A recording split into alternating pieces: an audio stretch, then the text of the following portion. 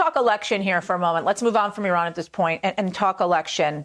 And the president's still tweeting about it. He tweeted about it 20 minutes ago or so. He talked about the number of ballots.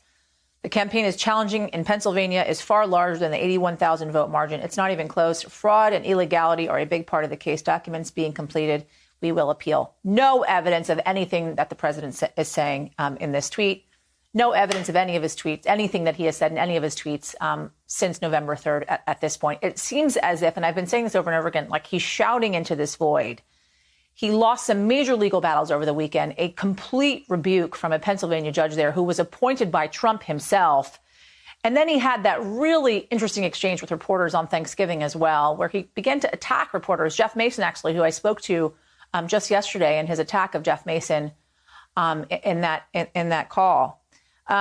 What do you make of some of the latest developments we've been seeing so far on the election front? I'm flattered that you think that I can assign reason to many of the things that the president is doing. I am not that smart.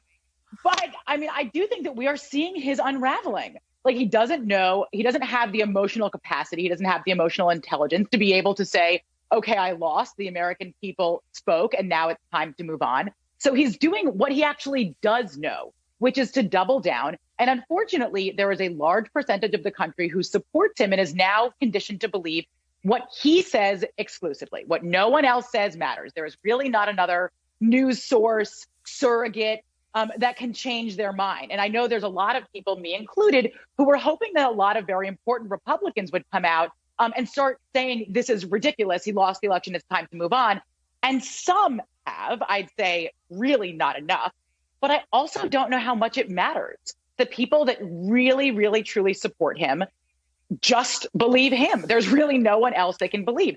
And so Republicans truly have to make a choice at this point. Are they going to continue into the Biden presidency, believing that that he is an illegitimate president? Like, especially elected Republicans really need to start making that choice. And it's going to hurt them when they're running for the two runoff seats in Georgia for the Senate, because they have to actually acknowledge what is going on if they're going to talk about the balance of power.